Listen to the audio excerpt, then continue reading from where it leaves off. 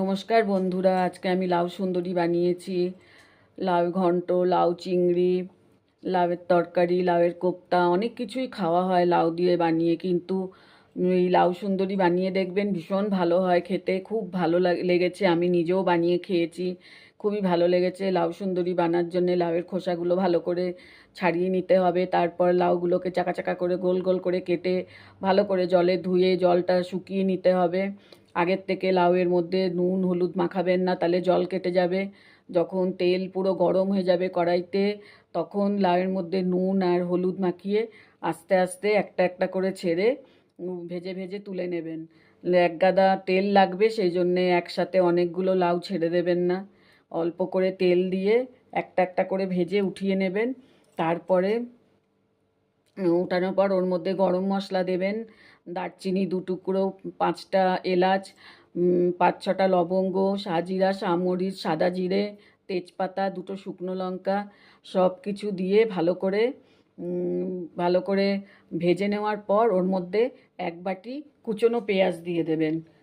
কুচনো পেঁয়াজটা ভালো করে ভাজা হলে ওর মধ্যে 1 চামচ আদা দিয়ে দেবেন, 1 চামচ রসুন দিয়ে দেবেন, 1 চামচ রসুন বাটা, আদা বাটা দিয়ে ভালো করে ভেজে নেওয়ার পর যখন দেখবেন যে একটু ভাজা ভাজা গন্ধ বেরোচ্ছে, তখন ওর মধ্যে 1 বাটি বলতে 2টো টমেটোকে আমি কেটে রেখেছিলাম, ডুম ডুম করে কেটে রেখেছিলাম চৌকো চৌকো করে, ওই টমেটো দিয়ে তারপরে ওর মধ্যে নুন দেবেন, তাহলে টমেটোটা তাড়াতাড়ি গলে যায়। দিয়ে ভালো করে টমেটোটা গলে গেলে পরেই তো জল কাটে, তখন ভালো করে পেঁয়াজ রসুনের সঙ্গে ভেজে নিতে হবে। ওর মধ্যে হলুদ দেবেন 1 চামচ, 1 চামচ যদি কাশ্মীরি লঙ্কা থাকে তো কাশ্মীরি লঙ্কা দেবেন।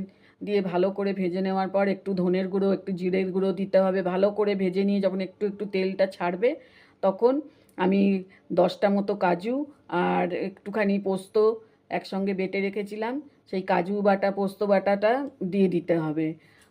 দেওয়ার পরে ভালো করে ভাজতে হবে। ভেজে ভেজে যখন আবার একটুখানি উষ্ণ গরম জল দিয়ে দিতে হবে, দিয়ে ভালো করে মিলিয়ে ভেজে নিতে হবে। ভাজার পরে একটু তেল ছেড়ে যাবে, তখন ওর মধ্যে আমি বলতে ভুলে গেছি, আমি 1 মুঠ ছোলার ডাল ভিজিয়ে রেখেছিলাম, ওটাকে আমি শুকনো করে ভেজেছি কড়াইতে। ভেজে নিয়ে তারপরে আমি ওটাকে মিক্সিতে শুকনোই বেটেছি, জল দিয়ে বাটিনি, ওটার পাউডার করে নিয়েছিলাম। যখন সব মশলাগুলো ভাজা হয়ে যাবে, তখন ওই ছোলার ডালের পাউডারটাকে দিয়ে দিতে হবে। দিয়ে ভালো করে ভেজে ওর মধ্যে উষ্ণ গরম জল দিয়ে দিতে হবে। যখন টকবক করে ফুটবে, তখন একটা একটা করে লাউ ছেড়ে দিতে হবে। দেখে নিতে হবে লাউ সিদ্ধ হয়েছে কিনা, ভাজার সময়ই অনেকটা সিদ্ধ হয়ে যায়।